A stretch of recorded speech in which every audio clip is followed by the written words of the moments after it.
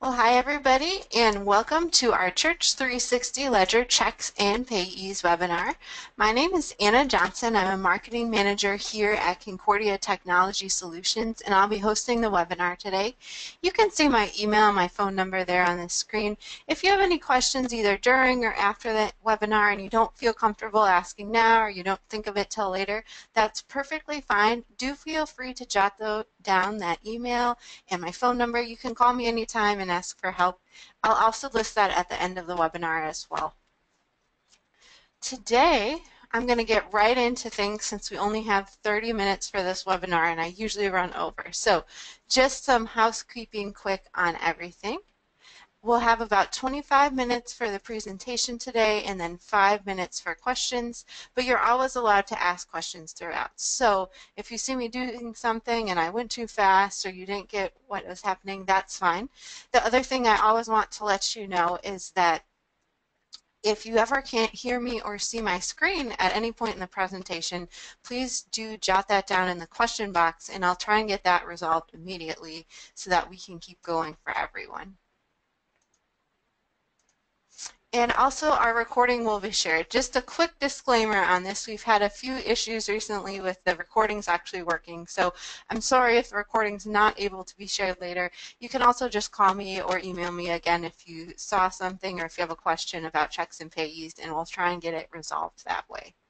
So for our training outline today, we're going to first go over Payees. So I'll talk about what a payee is in terms of ledger software, and then I'll show you a few examples of how to enter payees into the software. After we've done that, I'll go right into checks and check printing. And for those of you who may have seen my last webinar about transactions, just a disclaimer that you'll notice that a lot of these things are the same. We'll just go a little bit more in depth about checks today since they're a little bit different than the other 4 transaction types. I'll also talk again about managing transactions. So if you need to void a transaction or a check, or if you want to create a recurring transaction, I'll talk about that very quickly as well. And then we'll wrap up quickly with the general ledger report. So I'll show you how all of these different types of transactions, whether you're entering a check or just voiding or creating something recurring, do show up in that general ledger report in Church360 Ledger. So with that, we're almost right on schedule. So let's get started. I'm going to switch my screen over here to our Church360 Ledger software. For those of you who are used to using Ledger, this will be very familiar for you. This is our home screen. Just a quick overview. Here are our 4 running mini graphs at the top for assets, liabilities, income, and expenses. Each of these are clickable and you can drill down further into them. So you can see I clicked on my assets, and then I can even go further into my first checking account. And then when I select a date, you can see that all my transactions, including some of my previous checks, were listed here. You'll also notice in this view that our payees are also listed, and you can access a payee from any of these main views to see their complete list of transaction history. But we'll get into that a little bit more later. Here's our main balance graph, and then here's just a breakdown of all our transactions, whether it applied to any of these 4 accounts listed right here. To get started with setting up payees, which is something you'll want to do before you start entering transactions, specifically checks, you'll just need to go up here to the settings cog and then click this very last icon down here which says payees. And then you'll be taken to a list of your payees. Now you'll notice that I've used my Ledger software quite a bit, so I have a lot of different payees in here. One thing I really appreciate, especially in this payees view, is that you can always search for different payees. So if I wanted to search for a fast internet company, all I would need to do right there is type in the name and it drills it down very quickly. You can also see the history for this payee, so I can just click this history button and you can see the history of credits and debits. Now it looks in this view like there's not many transactions associated with this payee. That's because I need to switch my date picker. So if I just go to last year, you can see that all of these transactions, as I select the different dates, the amounts change. So that's just one thing to keep in mind. If you're accessing payee history from this view, when you get into that history, make sure you're on the right date and time period, especially if you were, for some reason, wanting to look up like a complete history of all your payees throughout time. You would need to select that date picker. The next thing I want to show you how to do is add a payee. So all you need to do is scroll down to whatever your list is and then click on add a new one. And you can see this box just pops up in line underneath all your payees. You can enter your payee name here, and this can be either a person or an organization. So I'm just going to enter my name in here for today. And you can see that I've set my computer up to enter my address and all of these related settings. But if you didn't have that, you can just do this. You can enter your city, your state. You can enter either the abbreviation or the name.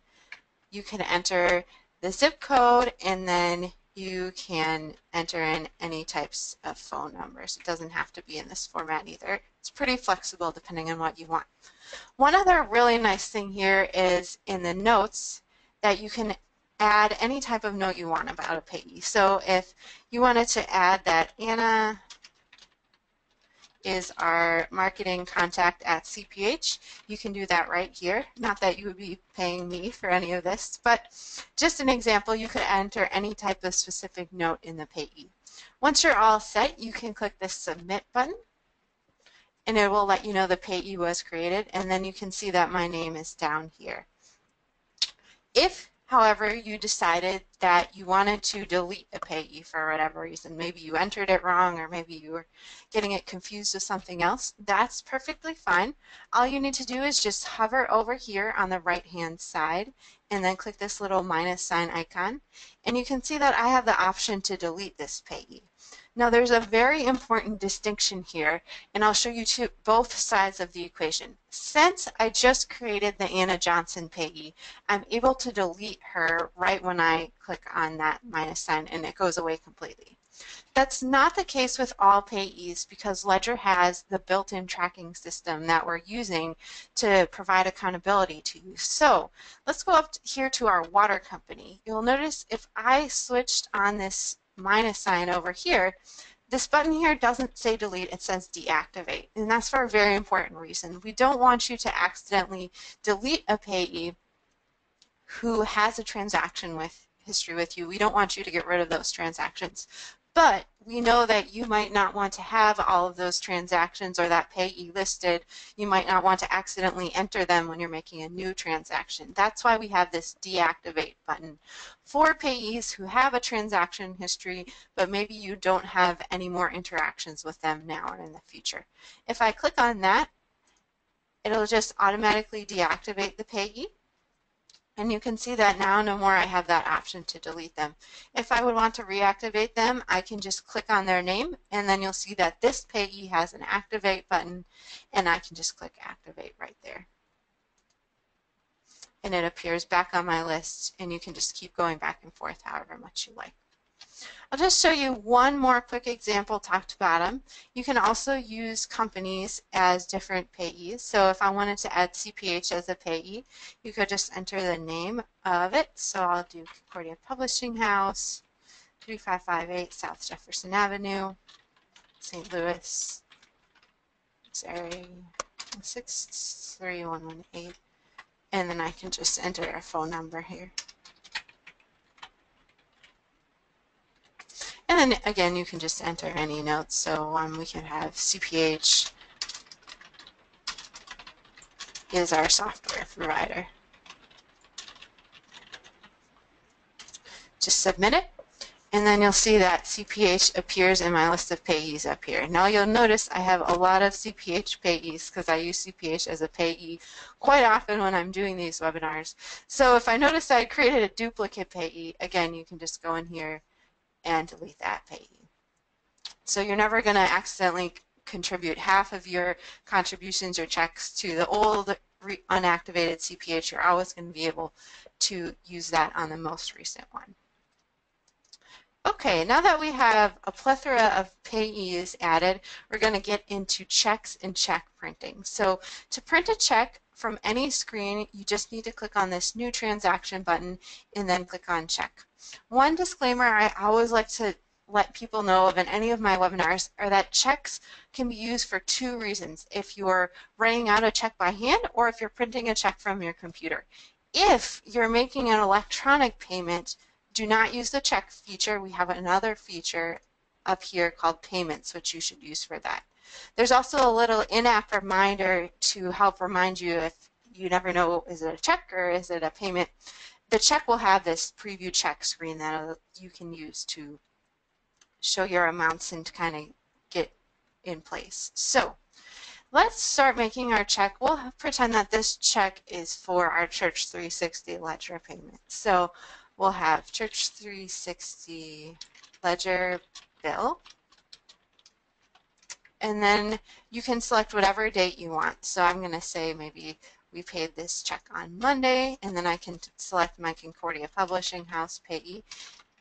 And notice here, just to reiterate what I was showing you earlier, if I try to type in CPH, even though I created it and deactivated it, it's not going to let me select that from the drop-down list. It's only going to let me select the one that's Concordia Publishing House. And you'll notice that with all of these fields, as soon as I pick an amount or a words in top here, it'll auto-populate down here. You can also enter a check number, so if you have your register you're already using, you can use 581 here. And then it's just like writing a check, so you can take from your asset or liability accounts. We'll take it from our unrestricted fund. We'll say our bill was $300, and then we can expense it to whatever expense account we want. So we'll say this is for general expenses. I actually don't know if I have a general expense set up here for something like that. I'll just put it down here. Okay, if you make a mistake like I just did and you realize you don't have an expense account set up, you'll need to go back and do that. However, you can just actually clear out your check. You can see I cleared this check out, nothing happened, and then go and start over. So that's a really important reminder that your checks don't save until you actually click the save button. So if you get halfway through your transaction and you realize, oh, I need to set up an account or something like that, you can always close out of the transaction before clicking save. So let's actually do a check for something. I know we'll say this is our Sunday school payment. Then I can select a date. I'll select CPH as the payee again. I'll select a check number, and then we'll just select our asset or liability account. So I'm going to have this come from the Children's Ministry, actually the Education Asset Fund, in my assets, and then I'm going to have it deduct from Sunday school curriculum. The next thing you want to do is just make sure that both sides of your transaction balance. So if you paid $100 here, and see I didn't enter any amount in this right hand side here. If I try to click save, I'll get an error message. That's again just to prevent you from making mistakes so that you don't have to go back and correct something later. As soon as I have both sides of this transaction balance, you'll see that this amount down here deducted and my check was previewed in this button. So I'll click save right now, and it lets me know that my check was added to my print queue. So your print queue is located up at the top of your screen here. It's this printer icon, and then this little number button will let you know how many pending checks you have left to be printed. And you have two options for pending checks. You can either actually print them physically from your computer if you're a church that buys those pre-printed sheets, or you can just mark it as printed if you're writing out checks by hand. It makes no difference for Ledger. So if you just mark it as printed, there's a message here that lets you know the check will be removed from your print queue. The checks are removed from your print queue so you don't accidentally print the same check twice. We'll click confirm. And then if we go back here to our main screen, and I'm going to switch back to 2017 and I'll go to March, you can see that my check right here is listed right at the top of my transactions. The next thing I want to do is show you how to make a recurring check. And a recurring check is just a check for something like a bill that you know comes up every month. And the important thing to remember in this section of the training is that even if the check amount differs every month, you can still make a recurring transaction and edit it later. And I'll show you that in just a minute. So we'll pretend we're setting up a recurring transaction for our internet bill. So I'll just put internet bill here. I'll select the date, and then we'll select our payee. I think I have Fast Internet Company here, and then I'll select our check number and then deduct where this is coming from or going to. So we'll have this come from our unrestricted fund for $50, and then we'll expense it to our internet amount here. Before I click save, if I'm wanting to make a recurring transaction, you just click this make recurring button, and then you'll see you get another little window here that asks for you for more options. So it lets you name your recurring transaction and then lets you select how often that transaction recurs. So if it recurs every single week, I'll do every single month, and I can either do it on the first Sunday of the month, or I can any really day of the month, or I can choose which exact day of the month to do. So I'll say if I get this every single month on the 20th day of the month, I'll then click save, and it lets me know my recurring transaction was created. You'll notice that in this instance, it did not add the recurring transaction to my print queue because it's creating just original record of this transaction. Now, if you're in that interim period between when you created the recurring transaction and when the recurrence shows up here in your pending transactions, you still have the option to edit that. So to do that, you just need to go to your settings cog and then see recurring transactions.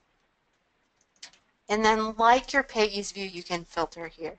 So I'll select internet bill, and you can see I actually had one in there already, but this is the one we just created for check. So you can click in here and you can actually edit that recurrence. So if I do $100 here instead of $50, you can save it. It'll save your recurrence, and then instead of save here, the message lets you know it's updating that recurring transaction. And the nice thing here is that it didn't create two recurring transactions. It just updated that one recurring transaction. Now, if you're like me and you create a recurring transaction and then you later notice, oh my gosh, I had one in there already, what can I do? It's kind of the same process for if you realize you had created a duplicate payee. All you need to do is hover over here and then click delete, and it'll delete that recurring transaction, so you're left only with one transaction here. You might be wondering what happens when the 30th of the month comes up or when the 20th of the month comes up. It actually appears up here in your pending transactions. So you can see up here I have a lot of pending transactions, and you can go through each of these here. So I'm going to just select my retirement plan payment, which was a recurring check that I had already created. You can see that's due March 15th. And then you can update any of these fields before the transaction actually saves. So if I want to say March retirement allocation, I can do that. You can see anything I previously entered in here in terms of amount or funds is already saved. I need to update my check number, so I'll update that. I can change the date, so even if the recurrence was set to occur on the 15th of the month, but I didn't get around to entering or printing the check until the 16th of the month, I can do that without affecting the original recurrence. And then I can just click Save here. Now you can see that this check was added to my print queue, and then I just followed the same process as I would if I was creating a regular check that wasn't recurring. So click on the print button, select it from the print queue, and then click Mark as Printed or Print. Now I'm going to do a couple more checks now just very quickly just to show you what happens when this print queue fills up and to show you all your different options there. So I'm going to go back home. One quick note before I do that though, if you have any unprinted checks, besides having this little reminder up at the top here, you also have this reminder over in your general account transaction log here. So if you hover over, it'll let you know that you have this check that's unprinted. So let me see if I have any more checks. There we go. We have another check in our checking account. And we can create this for $158, and then I can click Save here. And then it's just going to keep adding to my recurring transactions or my transaction log down here. And if I add a third one, it's going to be the same process. So we'll just say this is our water bill.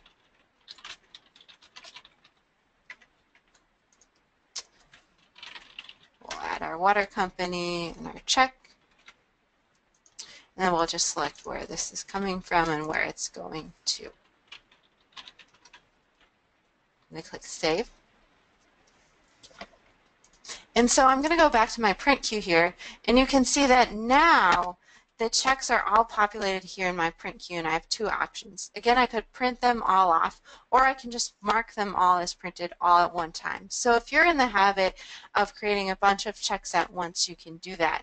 The other thing I want to let you know is you can see in my print queue here, I made a mistake. I had two checks which are both numbered 456, and that's probably something I'm going to want to remedy before I actually print the checks. So if you do that, I'm going to click on this ledger button here. You can go back and edit a check as long as it hasn't been printed.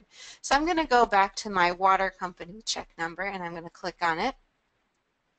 And then I'm going to go fix this. So I'm going to say this is actually check number 457. I can enter an amendment memo here, and I can just say entered the wrong check number. And then I can just click Save. So what should happen is now when I go to my print queue, I have three checks here. They all have the right numbers, and now I can finally select them all and mark them as printed. And if I refresh, this little token up here should also disappear. Just give it 1 second to get going here. Sorry, this is being so slow.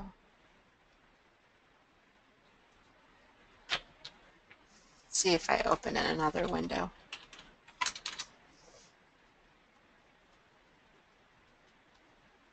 There we go. Okay, so what I was trying to show you there is that now you can see that there's no more reminders up here in my print queue, and what disappeared down here is that little print indicator button. There's a few more things you can do with checks, and it looks like I have about 3 minutes here before I said we'd get to questions. So the other thing you can do with checks is you can void a check. So if you sent that check to Concordia Publishing House and they said they never received it and you wanted to make it void, all you need to do in Ledger to record that is to just click on the transaction and then click the void button. It'll let you know the transaction was voided, and then it'll appear this light gray color here, and then if you hover over it, it'll let you know which date the transaction was voided on.